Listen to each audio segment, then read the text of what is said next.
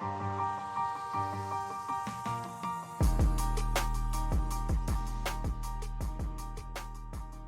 want to welcome everybody to the PDR Workshop podcast. We have Zan Vidic. Vidic? Did I say that right? Vidic. Yeah, Vidic, yeah. All right. Zan, hey, everybody. Hey, thanks for having me on, Chris.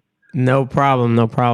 Now, if people don't know Zan, he has been an advocate for paintless jet repair. You travel how many miles every time to see or to compete in these expos? How far is that? I don't know exact miles, but it's a long way. For example, the last one, I live in Slovenia in Europe. So the last competition was in Vegas at MTE. So Yep. that was a quick, crazy trip for me. I was home on Thursday, started Friday, arrived there Friday evening because of the time difference. I'm going back, Right. And Saturday competed and Sunday back home. Woo, man. Yeah, and that's from Europe, so. Right, and there's not a lot of guys that travel out here from Europe as consistent as you do. So I do appreciate, doing that and obviously growing the friendship on this side of the water. So that's always a plus. Yeah. I mean, I met so many great people on these trips at MTEs and PDR World Cup, and also the German show, and I'm going to the one in Japan in December for the first time. So I meet so many new nice people that I just want to come back just to see them, Yeah, for sure. So just tell us a little bit about yourself. Tell the viewers, where you're from, your background, how long you've been in the industry, all that good stuff. So like I said, I'm from Slovenia, Europe. I've been doing dance since, I got into industry in 2008, first doing R&I. I did R&I for a year and just practice on some scrap hoods. And then from 2009 to 2010, I was practicing with real tools, but just by myself. I had no teacher actually to be by my side and tell me what to do and what not to do.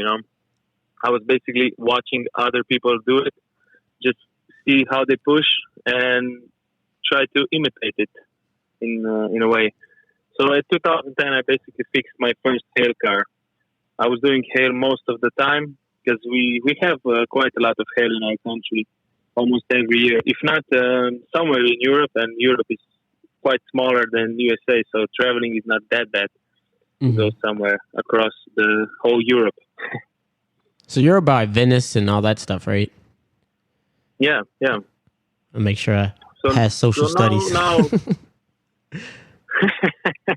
in the last, I don't know, maybe 4 years, I tried doing some door things and stuff. I did door things before, but like bigger smashes. Okay. So, yeah. Which do you prefer? I know you have to support your family, but do you prefer hail or some of the bigger damage? For making the money, I prefer hail, but sometimes I prefer a challenge because doing hail is just same old, just pushing through dents. We have a lot of dents on the car, just push through them. Nothing that challenges you a lot. But in the big smashes, it's where you get the challenge and you push yourself and you see what can you do, Yeah, no, I can relate. So I always ask all the viewers, just walk us through your average day. I guess your current day. I know you were talking before the show. You do a lot of hail right now just because of the season, but just walk us through your typical day.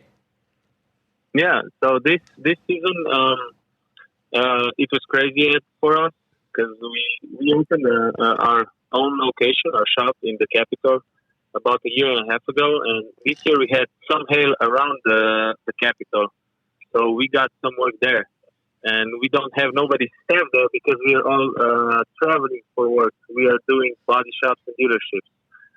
So in the morning when I woke up early, around 5 or 4 o'clock, depends on how was my schedule the day before. I went quickly to the gym in the morning to stretch out, because if not, last year I did no gym, and half through the season I was completely destroyed because you get so cramped and everything, your muscles don't work the way they should. So quick gym in the morning, then went working at a dealer location or a body shop, depends on the day. Was there till 4 p.m. and then we'll head back to my shop and continue till 8 or 9 p.m., whatever, just to finish what we had coming in. My wife was at the shop taking in the cars that we got directly, so she took care of that. So in the morning she took them in the evening I fixed them, and next day they went out. Oh, nice. Nice. And then in the evening when I came home, put my kids to bed, and I put myself to bed. So long days. Now this is it's dying down for us. You know, it's getting into November. Is it just picking up for you guys? I mean, how does it work? No. It's also dying down for us. I have next week. I wanted to go on holidays for the last 2 weeks, but just you get a phone call. Hey, I have 2 cars here. Oh, okay, I'll come. you know. So you're just getting the stragglers in right now. Yeah. But it's slowing down now. So next week, Thursday and Friday, we have holidays. So I'm just 3 days. Mm-hmm. Then we have Thursday. I have Thursday and Friday off. I'm gonna get ready to speak at Branson show, because Branson is coming up on Sunday. We are flying out to Branson with my wife. Nice. PDR World Cup. So this is the show called PDR World Cup, correct? Yes. Perfect. Yes. So Sunday we are flying out there. We're gonna be there a few days earlier just to relax, to be honest. A little vacation. Now, where is that? Is that in Denver? Where is that at? No, Branson, Missouri. Missouri. Okay, you did say that. Yeah. Yeah. So we're gonna fly into Springfield and then drive down. It's about an hour drive from Springfield to Branson. Now, a lot of people don't know, but you compete in almost every PDR competition every year, every last one, right? Yeah. So I went to a few German competitions before I went to the PDR World Cup that was held last year in December, and after that one, I'm just trying to go to all of them. Nice. Now, why is that? What motivates you to literally compete every single time? Well, my theory is that if I go to enough competitions, sooner or later the good dance guys won't show up and I can win. Yeah. No, seriously, I don't know. I just like to compete. Nice. I was playing basketball my whole life, and I stopped that. So I don't know. It's just a fun thing to do. It's good with. Like I said, I like to go to these shows now. I've been to MT for the first time and to the PDR World Cup also, and I have such a great time that I like to go. And since I'm there, why not compete? You know? Right. Now, you bring your own tools, or you just use what's available? I bring a few tools, door tools, and hammer, my blending hammer, my tap down, and a slide hammer, and taps. And glue gun, basically. I just bring what I need, except the light. The light is huge to bring on the plane, you know? Right. So, and there's plenty there. The small tools is simple to carry. Yeah. So just quickly, 5 minutes before you're about to compete, what actually, how do you prepare your mind? What goes through your mind? I'm nervous. But, yeah, I'm nervous, but I'm just want to start, because when the moment I start and the moment I finish is the time that I'm most relaxed.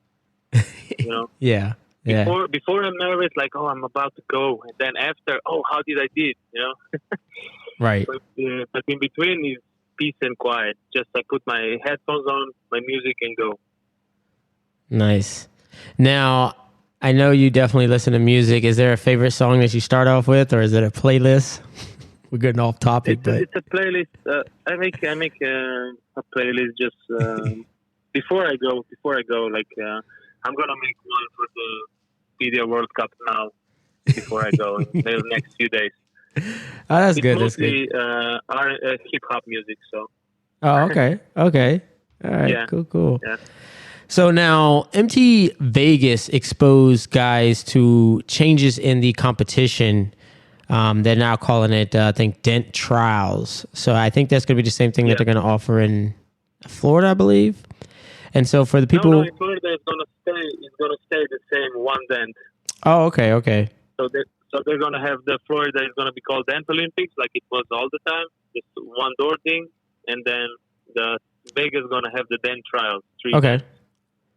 So for the viewers that don't know about the Vegas dent trials, since it's not common, you have to work on a crease in the fender, just a standard dent in the door that you see in the dent competition, and then you have to glue pull a rail, and these are some sharp dents. Now on top of that, you have 90 minutes to complete all of them. So that's definitely less time than the dent competition one in Florida, correct? Yeah, the dent competition in Florida, you have 45 minutes, but just the one single dent on the doors. Okay. So you got 90 minutes to do all 3 dents. So Yeah. with So the you have like 30 minutes per dent here, and you have 45 there for Right. one dent. right now with the changes, well, which one do you prefer? I prefer this one in Vegas Okay.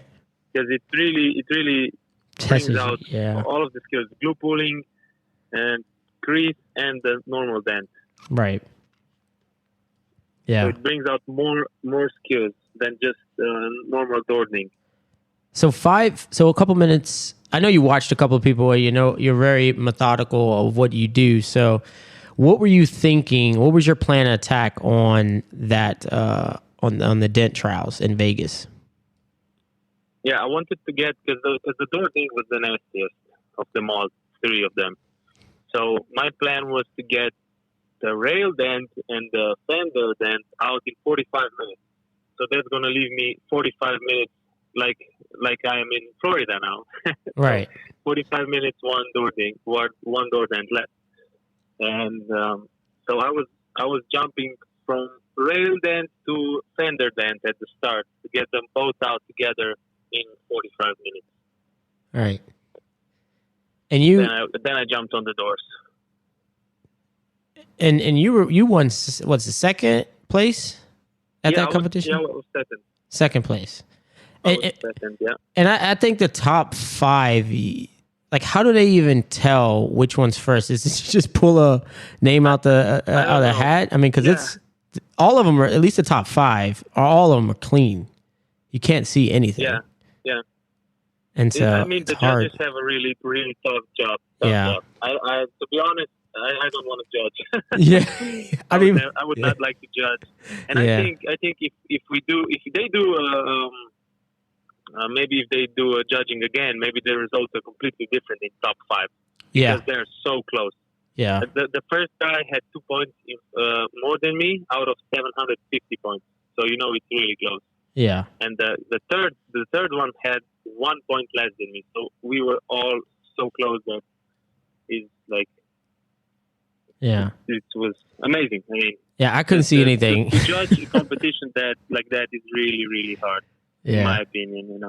I mean, for all the dent guys, I think what I remember them seeing is they will literally put the light back about 17 cars away and then see if they can see any flicker. But, I think another person, other people use that door and it's roughly 5-6 inches away from each other. Another person's work. So it's very hard to kind of distinguish your pushes, not really your pushes, but the way the door contours on where your dent is compared to someone else's. I can't even imagine. Yeah. In Vegas, they had the dents more separated on the doors. Oh, okay. There was more space between the dents, so it was nicer. But in Orlando, the dents are really close to each other. Yeah. But I think they're gonna spread them out a bit this year. Yeah, it's a little upcoming one. Yeah, it's a little unfair because we all know if something is that close, just pushing in the same vicinity of that of the dent could sway anybody's outcome. I would think, unless they're grading after you do the repair, and then that way it doesn't matter. Yeah, because that variable is not there. So, so with the technique that you had with the rail fender, 45 minutes, and then 45 minutes on the door. Knowing what you know now, would you change that up? or you just still attack it the same way? No, I would do it the same again. Wow. The only thing I would change about me personally for that competition is come a bit earlier to Vegas because I was super tired when I was competing. Yeah, I was when I was pushing. It was one point I was pushing a fender and I was kneeling down on my knees, and I started to get cramps in my legs. Oh wow. Yeah, that's no good. The jet lag and everything just tired me. Right. That's no good. Now let's talk about tools then. Is there any tools that you see out here in 2019 that you may have purchased that kind of changed the way you either push or attack dents, or anything that's, the tool of 2019 for you? In the whole year? Or just from the Vegas, you mean? Well, I mean, you can do both, the whole year, and then what you've noticed in Vegas that you either wanted to pick up or you did pick up that you use on a daily or weekly basis. So I don't know when I picked up, but let's go from the start when I start really picking new things up. So the first thing was probably the lift right. That really changed the way I do things. Okay. Then let's see. Well, for me, the light is the most important thing, to be honest. Yes, I agree. So, because if you can see, you can fix it. Yep. I agree. I changed my lights to the chubby lights. Okay. HD, chubby HD. So I have those lights now, and those are really good. I'm looking now in Brains to try some other lights to compare them, because I never compared them to any other lights except the DNE light. You know that one? Which one? DNE. Oh, okay. Yeah, I haven't been exposed to that light. I know it was kind of new light that just came out. It's like carbon fiber and stuff. It's not carbon fiber. It's a company called DNE. They make their own lights. The lights are actually great for the price and performance are probably the best purchase you can get. Okay. And I love those lights, but the chubbies, they show like 5 to 10% more of orange peel, Mm-hmm. So for the competition, it matters. Yeah. The chubby light is great. Yep. I'm a big advocate to I feel like they have the best fade. It's just the connector, it just doesn't hold up in my mind. No, I want to put it next to Stucky light and new Elimident light, just to compare all of them and see which one works best for me. Right. Yeah. No. As soon as I saw the Pro PDR light and the fade, I was amazed at the detail in that orange peel that you can see. But like you said, it's a 7 to 10, maybe about at least 10% on some of the lights. Now I was coming from an Ultra Dent Tools light, which is the 3 strip, so it made a huge difference from that. Even the light, that's more than 10%. That's a good 20-25%. But I do have the Stucky, and I do have like an A1. I don't have the new Elimident Hell light, but it, like you said, I don't think it's that much of a difference. But I mean, I agree with you. It starts with the light though. So, and everybody's eyes are is either more or less sensitive than others. I know when I was welding, they were saying that anybody with like blue eyes, they're super, super sensitive. So they would need to shield a little bit stronger than me when I was welding. So remembering that, so everybody's going to pick up different things depending on what they obviously what they see, but the certain clarity is going to be obviously different. So that's why also everyone prefers different colors. Like I use only a yellow one. Okay. The warm light. Yeah. Some people use the white, the bright white, and yeah. Yeah, we're pretty similar because I've noticed that the white light kind of irritates my eye, especially long term. If I'm working on a Hell car, I love the warm. I just want to be on warm. It's better for my eyes. Yeah.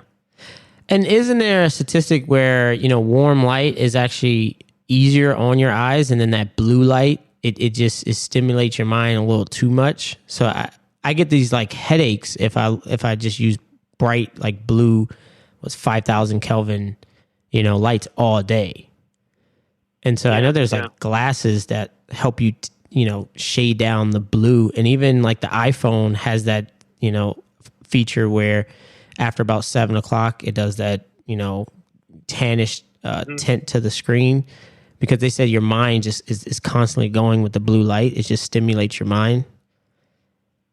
So I can only imagine, at least when I look at the yellow, unless it's a yellowish car or like a brownish car or something, then I'll switch to the white. But every time else, I'm yellow. Yeah. So to go back to the tools, the dent reapers. Ah, okay. I love the dent reapers. Mm-hmm. And the tool I love a lot is the from A1 with the ratcheting handle. It's called the Dent Wizard tool with the BB tip on it, Mm-hmm. so you can put a cherry cap on it. Okay. So I combined that tool with John Hiley's the handle that he made, Yes. the tactical handle. Yes. I combined that two together. You have so much pushing power with that. It's just amazing. And you push without the cherry tip, right? I push with and without. Yeah. And that R4 tip without the cherry tip pushes great. That ball, I don't know what it is, but with that round ball, it pushes. It's just a different feeling than like a regular hook tool, like the straight edge. It's nice. It makes nice pushes. Yeah. What tool did you use during that competition on the door? On the doors? Yeah, the door. It's the exact same tool that we are talking about. Nice. Yeah, I use that tool with the cherry cap on it and without it, and the dent reaper tools. Nice. So those are the tools you tend to bring with you. Two tools. Yeah. Now the dent reaper was for finishing? Yes, of course. Yeah. That thing is so sharp, man. I don't even want to carry it around. I feel like I'm going to stab myself. It's so bad, man. Yeah, it's super sharp. Those are crazy sharp tools. But, wow, they work perfectly. And they're so stiff, Yeah. Whatever, how much energy you put into it, you get the same amount of energy out of them at the bottom when you push. You know what I mean? Yeah. Yeah. No, for sure. No flexing and losing the power of pushing. It is the perfect tool. I'm surprised no one has came up with something like that, 10 years ago. I mean, it's pretty straightforward, a longer kind of swoop, so you can get that leverage point, and then just super sharp, I don't know why that wasn't created before, but, it is here. It's here now. So Dent Reaper, John from Dent Reaper, kudos to you and whoever helped designed it. Now, those are great. And then you said the Dent Wizard tool from A1, right? Yeah. Okay. Now let's switch gears here. Those Go ahead. Yeah, just those two tools I use on the doors. So I'm going to go out and order one. So I'll let you know I don't have that Dent Wizard one, but I have John's Dent Reaper. So, and what I tend to do for that door is I get a double bend and then I put the R4 tip on. But, as I'm getting older, I would love to use like the ratcheting handle from John Hiley or Tactical Dent. Yeah. So that would probably be a little bit more easier on my wrist. I'm literally wearing a wrist brace right now. Something's going on that's hurting. So those are the type of things that. Tell me, how did you how did you like the gloves? Did I like the what? The gloves that I make. I actually like them. I like that the tips are exposed. The tip of your fingers are exposed, because that's the one thing about gloves. Like, I like to feel the tool. I don't know what it is, but working off of millimeters here. So I need to feel the adjustment. I need to feel how that tool is actually gliding against the door, all of that stuff, because I need to pinpoint my pushes. And so a lot of times I do not wear gloves, but when I do, to help fatigue, I obviously go to your gloves because of the exposure of the tips, and then the pad that is right there at the ball of your hand. It's a thick pad. So if you're going to do a lot of pushes, you're just going to stay right there. I switched to that one. I use literally the left or the right, depending, whatever hand is on the tool, not the hand that's out. I don't like the glove when I'm not pushing by any means. So. Okay, I get it. Yeah. I don't know. It's so weird. It took a while because I think when you sent them, I didn't use them. I used them a little bit, then I didn't use them. Then I just couldn't get comfortable. Then my hands started sweating. And so now I've been on this path of like trying to do PDR and do it in a way that doesn't hurt my body as much. And so I'm trying to just be more open-minded with gloves and support for like your wrist. Sorry, go ahead. They take a while to get used to, that's for sure. And I think the most, how would you say, most use of them you get if you're doing hail. Right. You're just doing constant pushes right. all the time. And you're doing the roof, you know how many pushes you must do on the roof. And basically all on the same position of the hand. Right, yeah.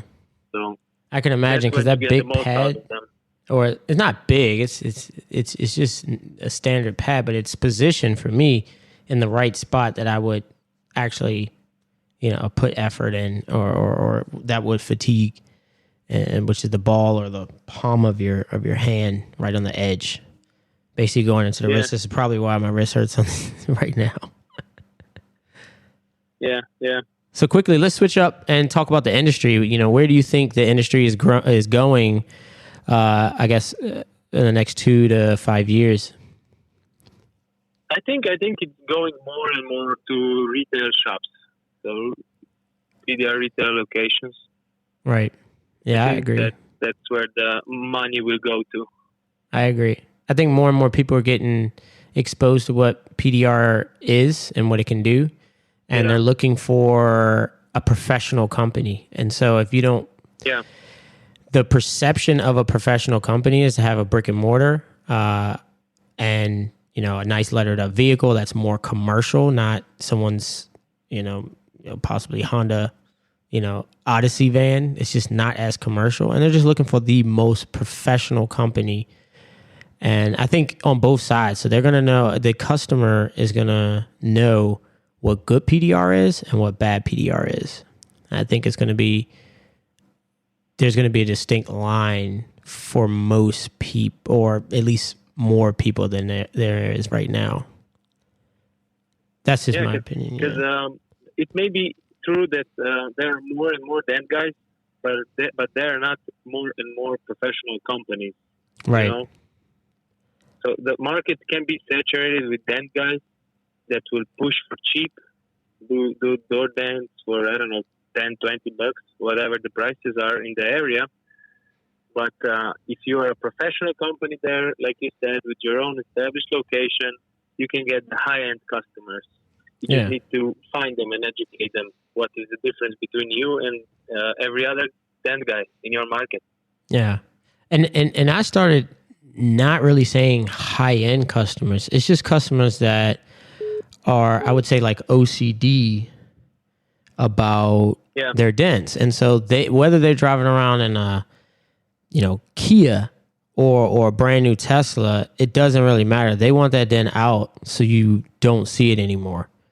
And they're going to go to the professional. That's something that they're paying $400, $500, $600 a month for on the low end. And these cars are getting expensive now. So even a Camry is like $35,000, $40,000, to purchase. So on a brand new car, you want the professional, not someone that is the cheapest option.